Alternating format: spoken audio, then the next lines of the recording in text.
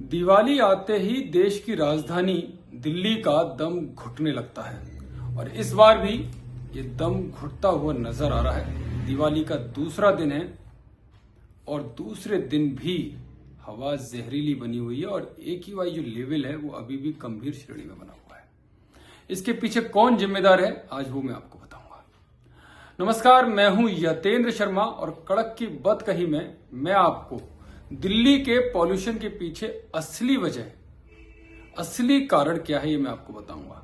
लेकिन सबसे पहले मैं आपको बता दूं कि जिस तरह से धुंध दिल्ली पर छाई हुई है, दिल्ली नहीं पूरे NCR पर, यानी कि देश के दिल को जहरीला जिस तरह से कर दिया गया है, उस पर एक बार फिर से शर्मनाक राजनीति शुरू हो गई है और आरोप प्रत्यारोपों का दौर शुरू हो गया है। दिल्ली वाले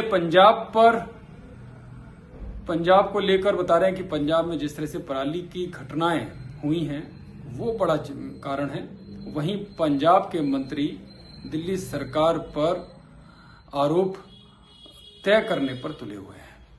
हालांकि इसके पीछे दिल्ली जिम्मेदार है या आम आदमी पार्टी शासित पंजाब जिम्मेदार है, ये मैं आपको अब से कुछ देर में बताऊंगा। लेकिन अभी जो आंकड़े हैं वो मैं आपको बता देता हूं कि सुबह 7 बजे यानी कि दिवाली के दूसरे दिन सुबह 7 बजे जब AQI देखा गया तो वो 345 था। और 345 का मतलब आप समझते हो कि कितना गंभीर, जो बुजुर्गों को, बच्चों को और किसी भी उम्र के युवा के लिए बेहद खतरनाक है। सांसों में घुटन महसूस होती है। लेकिन ये शर्मनाक राजनीति है जो इसके कारणों को तलाशने के बावजूद, कारण तो शायद पता भी है कि क्यों कारण है, कि कई सारे सर्वे हुए हैं, वो सर्वे भी मैं आपको बताऊंगा।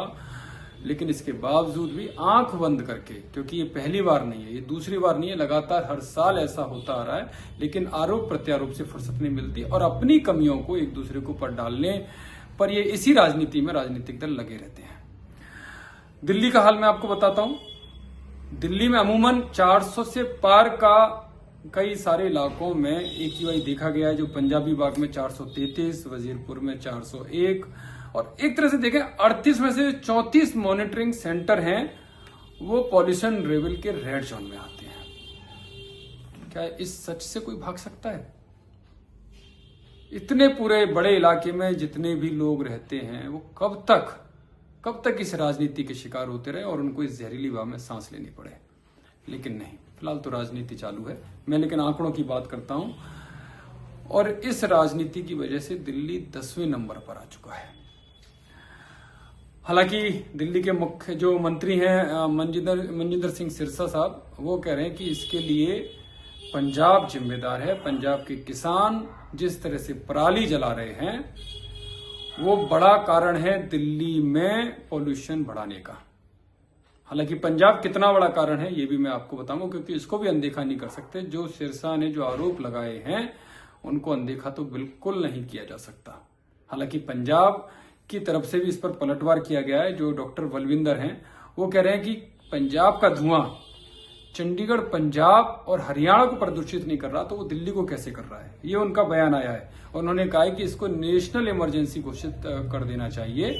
और जितने भी उन्होंने जो हेल्थ मिनिस्टर है JP नड्डा जी, उनसे रिक्वेस्ट की है कि सभी राज्यों के स्वास्थ्य मंत्रियों की और जो एनवायरमेंट स्पेशलिस्ट हैं उनकी एक मीटिंग बुलानी चाहिए और इसके बाद एक नेशनल एक्शन प्लान बनाकर प्रधानमंत्री को इसकी घोषणा करनी चाहिए। हालांकि जो बलविंदर साहब है, डॉक्टर बलवीर सिंह, वो तो पल्ला झाड़ते हुए नजर आ रहे हैं। हालांकि वो कह रहे हैं कि पंजाब, चंडीगढ़, हरियाणा और चंडीगढ़ में तो इसका असर नहीं दिखाई दे रहा। तो बलवीर साहब, डॉक्टर साहब, आपको बता दूं जो आंकड़े आए हैं हरियाणा पर भी इसका असर देखने को मिल रहा है। देश के अगर 8 पॉल्यूशन वाले अगर कोई शहर है तो 10 पॉल्यूशन वाले शहर है तो उसमें 8 हरियाणा के हैं। तो आप किस आधार पर, किन आंकड़ों के आधार पर कह रहे हो कि हरियाणा में पॉल्यूशन नहीं है? क्यों अपनी कमियों को छुपाने की आप कोशिश कर रहे हैं? हालांकि पंजाब के आंकड़े भी मैं दूंगा, लेकिन इसके साथ साथ वो सारे आंकड़े भी बताऊंगा जो सर्वे में सामने आए हैं और इसके पीछे कारण क्या है, इसके पीछे जिम्मेदार कौन है, इस पर भी मैं चर्चा करूंगा। क्योंकि डॉक्टर बलवीर साहब कह रहे हैं कि पंजाब इसके लिए जिम्मेदार नहीं है, तो सही है, काफी हद तक उनकी बात भी मानी जा सकती है। क्योंकि आंकड़े जो हैं वो कह रहे हैं कि इस बार जो पिछले 3 साल के आंकड़े देखें, उन पिछले 3 सालों में इस बार पंजाब में सबसे कम पराली जलाने की घटनाएं सामने आई हैं। जो प्रदूषण नियंत्रण बोर्ड है यानी कि पीबीसीबी, जो उसके आंकड़े हैं वो मैं आपको बता दूं, अभी तक 415 घटनाएं सामने आई हैं पंजाब में पराली जलाने की। यानी कि पिछली बार से देखें तो 72 और 85 करीब 85% के कम ये घटनाएं हुई हैं। और दीपावली के दिन केवल 45 केस दर्ज हुए। यानी कि पिछली बार के अगर मैं 2024 के आंकड़े देखूं दीपावली के दिन के, उसमें 31 अक्टूबर 2024 को दीपावली थी तो 484 केस आए और इस बार केवल 45 केस आए। यानी कि 90% केस कम पराली जलाने के पंजाब में सामने आए हैं। और अगले दिन यानी कि दीपावली के अगले दिन यानी आज की मैं बात करूं तो 62 मामले अभी तक सामने आए हैं। और उसमें जो कुल मामले हैं कुल 415 मामले हैं। इस हिसाब से देखा तो 80-85% की घटनाएं कम होती हैं। और इसमें जो सबसे ज्यादा हैं जो पंजाब के जिलों की मैं बात कर रहा हूं तो तरन तारण जिले में सबसे ज्यादा 136 घटनाएं सामने आई, वहीं अमृतसर में 120 घटनाएं सामने आई। और इस तरह से अगर हम देखें तो पंजाब में 3 साल में सबसे कम पराली की घटनाएं। लेकिन इसमें एक बेहद चौंकाने वाला आंकड़ा है जो मनजिंदर सिंह सिरसा यानी दिल्ली सरकार के मंत्री, उन्होंने जो आरोप लगाया है, उन्होंने आरोप लगाया था कि पंजाब के किसानों को जबरन पंजाब सरकार पराली जलाने के लिए प्रोत्साहित कर रही है, उन पर प्रेशर बना रही है, जिस वजह से ये हुआ। तो अब वो मैं पिछले 10 दिन की घटनाएं मैं आपको बताता हूं। 3 साल का आंकड़ा देखेंगे तो जरूर है वो उत्साहित करने वाला है कि पिछले 3 सालों में सबसे कम पराली जलाने की घटनाएं। लेकिन पिछले 10 दिन का आंकड़ा आप देखेंगे तो उनमें बेतहाशा वृद्धि हुई है।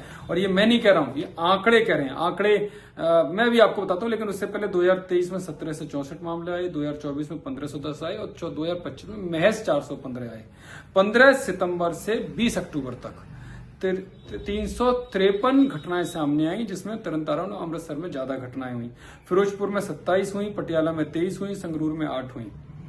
लेकिन 11 अक्टूबर से और 20 अक्टूबर तक जो मैं आपको कह रहा हूं 10 दिन का आंकड़ा है, उसमें 116 घटनाएं सामने आई हैं। यानी कि पिछले 10 दिनों में सबसे ज्यादा घटनाएं दर्ज हुई। और यही कारण है कि मनजिंदर सिंह सिरसा ने जब प्रेस कॉन्फ्रेंस की तो वो वीडियो भी दिखाया कहां कहां पराली जली, किस तरह से पराली जलने की घटनाएं इन 10 दिनों में सामने आई। और इन 10 दिनों में ही पॉल्यूशन का आंकड़ा काफी बढ़ा है। और यही कारण है कि पंजाब सरकार पर सीधा सीधा आरोप मनजिंदर सिंह सिरसा ने लगाया। और उसके बाद अब जो पंजाब के मंत्री हैं वो कह रहे कि एक्शन प्लान बनाना चाहिए। आप ये सुझाव पहले क्यों नहीं देते? हो सकता है पहले भी आपने दिए हों, लेकिन ये 10 दिन में जो आंकड़े बढ़े हैं उसके ऊपर क्यों नहीं बोल रहे? ऐसा क्या कारण हुआ कि पिछले 10 दिन में ये घटनाएं बढ़ी? हालांकि कई तरह की चीजें हैं इसमें। पंजाब सरकार ने ये जानबूझकर किया, साजिशन किया, जो सिरसा आरोप लगाए इन पर तो जांच होनी चाहिए, ये भी एक जांच का विषय हो सकता है। लेकिन इसके अलावा एक दूसरा पहलू है, साइंटिफिक पहलू है। उसमें गेहूं की पराली आप देखेंगे, पिछले अगर घटनाओं की बात करेंगे पिछले साल की 60,915 घटनाएं गेहूं की पराली जलाने की हुई थी और धान की 37,602। यानी कि डबल गेहूं की जो पराली जली वो धान की पराली से लगभग डबल जली।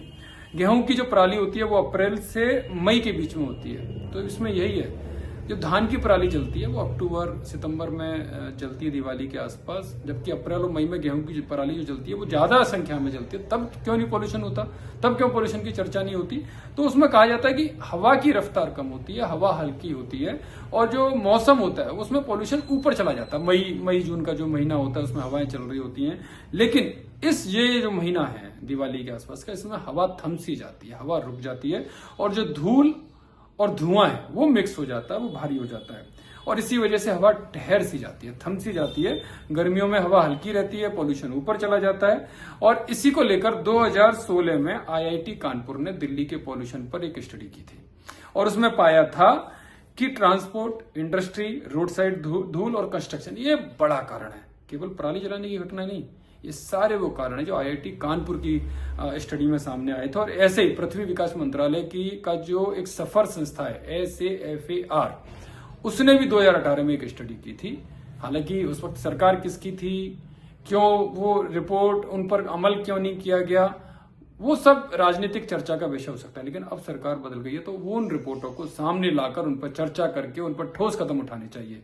तो इस पर भी सवाल है कि अब तक इन पर क्यों ठोस कदम नहीं उठाए गए, क्योंकि सफर के जो सिफारिश थी वो भी यही थी, transport industry, road side rule और जो कंस्ट्रक्शन का जो मलबा है उसकी वजह से धूल पैदा होती है, ये बड़ा कारण है। इस पर रोक लगानी चाहिए, इसको लेकर कदम उठानी चाहिए। राजनीति होती रहेगी, लेकिन दिल्ली की जनता को, एनसीआर की जनता को, जिसका कोई दोष नहीं है, जिसका राजनीति से कोई लेना देना नहीं है, उसको इस राजनीति में क्यों पिसना पड़ता है, ये बड़ा सवाल है। इन पर सवाल जो कदम उठाए जाने चाहिए, वो दिल्ली की सरकार या पंजाब की सरकार हो या हरियाणा की सरकार हो, वो कदम क्यों नहीं उठाती? क्यों इनकी राजनीति का खामियाजा आम लोगों को भुगतना पड़ता है? इस पर जरूर गौर करना चाहिए। और ये जो स्टडी जो बार बार सामने जो जिन पॉइंट्स को इंगित करती है, जिन पॉइंट्स पर फोकस करती है, उन पर कदम क्यों नहीं उठाए जाते? तो आरोप प्रत्यारोपों का दौर तो चलता रहेगा, लेकिन जरूरत है समय रहते इन पर ठोस कदम उठाने की।